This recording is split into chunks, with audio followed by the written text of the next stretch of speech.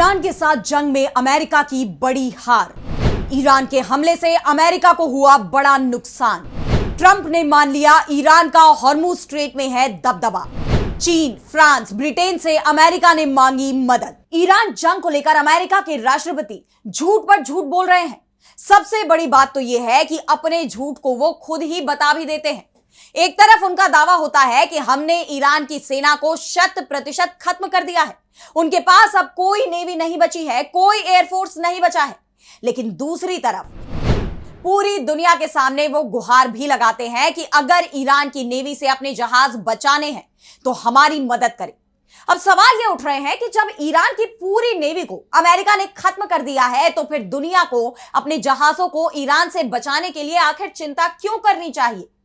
साफ है कि अमेरिका को भी पता है कि उनके राष्ट्रपति झूठ बोल रहे हैं और ट्रंप अब जिस तरह से पूरी दुनिया से सैन्य मदद मांग रहे हैं उससे भी यह साफ हो चुका है कि ईरान के साथ जंग में अमेरिका को अपनी हार दिखने लगी है। और यही कारण है कि अब ट्रंप पूरी दुनिया से मदद मांग रहे हैं और इसी को लेकर आज हम अपनी स्पेशल रिपोर्ट में करेंगे बात। नमस्कार, मैं आराधना। तो शुरू करते हैं हमारी एक खास रिपोर्ट और बात करते हैं कि आखिर क्यों अमेरिका को दुनिया भर के देशों से ईरान के खिलाफ मदद मांगने पर मजबूर होना पड़ा।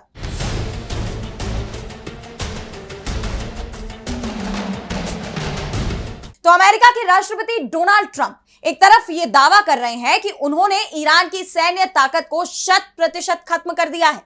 ईरान के पास अब कोई आर्मी नहीं है, कोई हथियार नहीं बचा है।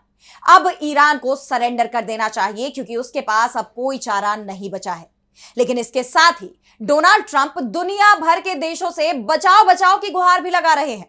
यह कह रहे हैं कि ईरान मार रहा है, पूरी दुनिया को उसने संकट में डाल दिया है, हॉर्मुज स्ट्रेट से वो जहाजों को निकलने नहीं दे रहा। वैसे ट्रंप ने पहले दावा किया था कि हॉर्मुज स्ट्रेट पर अमेरिका की नेवी ने कब्जा कर लिया है, अब जहाज बिना डर के निकल सकते हैं। लेकिन ट्रंप के दावे को अमेरिका की नेवी ने ही खारिज कर दिया, साफ कह दिया कि हमारा कोई जहाज वहां नहीं है और ना ही हम किसी की हिफाजत करने की स्थिति में हैं। अब जब अमेरिका की नेवी ने ही ट्रंप के दावे को गलत बता दिया, उनके झूठ का पर्दाफाश कर दिया, तो ट्रंप अब पूरी दुनिया के सामने मदद की भीख मांग रहे हैं। ट्रंप के बयानों में इतना विरोधाभास है कि खुद अमेरिका ही नहीं समझ पा रहा कि आखिर उनका राष्ट्रपति बोल क्या रहा है। अब आप ट्रंप के दो बयानों को ही देख लीजिए। पहला, अमेरिका ने ईरान की मिलिट्री का पूरी तरह से सिर कलम कर दिया है, अब उनके पास कोई मिलिट्री नहीं बची है, उनके हथियार भी हमने खत्म कर दिए हैं, ड्रोन प्रोडक्शन की यूनिट भी तबाह कर दी है, उनके पास कोई ताकत नहीं बची है, अब उन्हें सरेंडर कर देना चाहिए। ट्रंप की एक पोस्ट उनके आत्मविश्वास को दिखाती है तो थोड़ी ही देर में उनका एक और बयान आता है जो ट्रंप के डर को दिखाता है।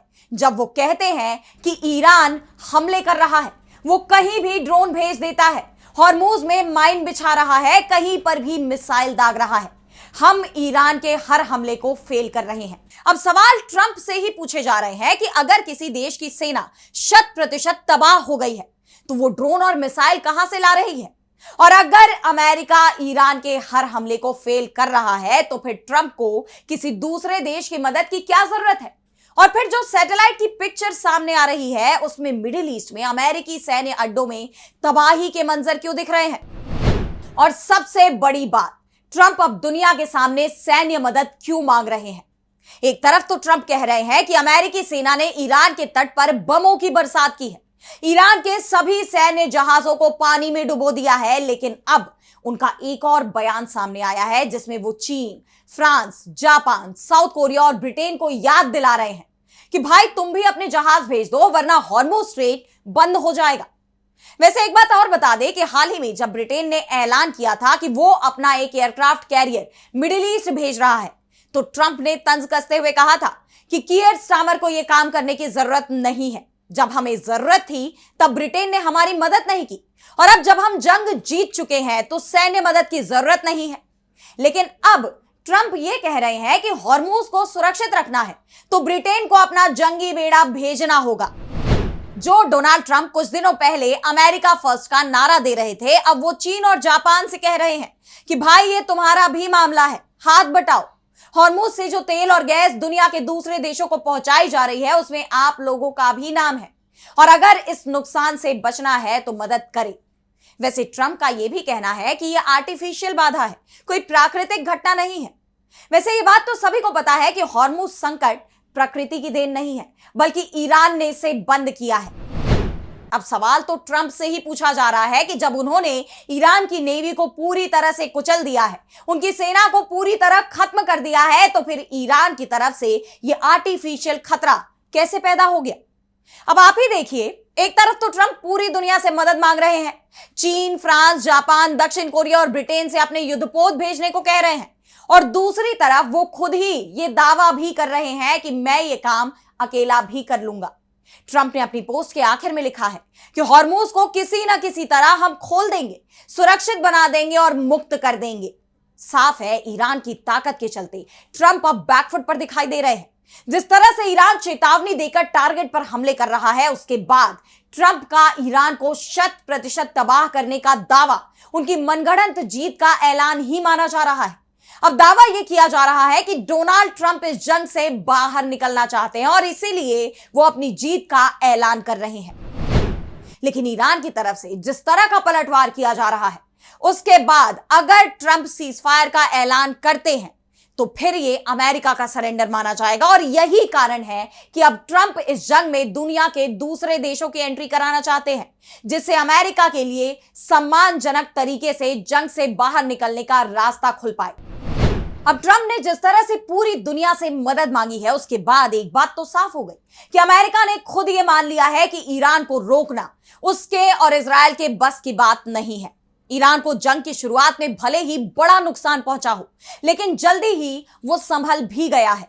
ट्रंप ने दावा किया है कि उन्होंने ईरान की ड्रोन क्षमता को नष्ट कर दिया है। उसके कुछ ही देर बाद ईरान ने एक वीडियो जारी किया जिसमें उसने अपनी ड्रोन ताकत को दिखाया है। अब दावा यह किया जा रहा है कि ईरान ने जंग में अभी तक अपने 10% ड्रोन का ही इस्तेमाल किया है। उसके घातक ड्रोन हमले तो अभी आने वाले समय में होने हैं और वो इस जंग को लंबा खींचने की तैयारी कर रहा है। ईरानी सेना तो पहले ही साफ कर चुकी है कि अगर उसे 6 महीने तक भी जंग लड़नी पड़े तो वो तैयार है। और यही कारण है कि शुरुआती 2-3 दिनों में सैकड़ों ड्रोन एक साथ छोड़ने की रणनीति को उसने बदल दिया। अब वो उन टारगेटों पर ही हमला कर रहा है जो अमेरिका और इजराइल को सबसे ज्यादा दर्द दे।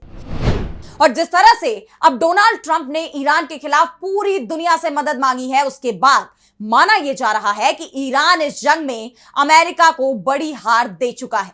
जिस तरह से ईरान ने अमेरिका के सैन्य बेसों को नुकसान पहुंचाया, उसके डिफेंस सिस्टमों को तबाह कर दिया और हॉर्मुज में उनके तेल टैंकरों को लगातार निशाना बनाया है, उसके बाद अमेरिका पूरी तरह से बैकफुट पर है और इसे ईरान की बड़ी जीत माना जा रहा है। फिलहाल आज स्पेशल रिपोर्ट में इतना ही। कैसी लगी आपको रिपोर्ट हमें कमेंट सेक्शन बताइए और अगर आपको रिपोर्ट पसंद आई तो वीडियो को लाइक करना ना भूलें और चैनल को सब्सक्राइब कर ले। इसी के साथ मुझे दीजिए इजाजत और देश दुनिया की तमाम बड़ी खबरों के लिए आप देखते रहिए डीबी लाइव। नमस्कार।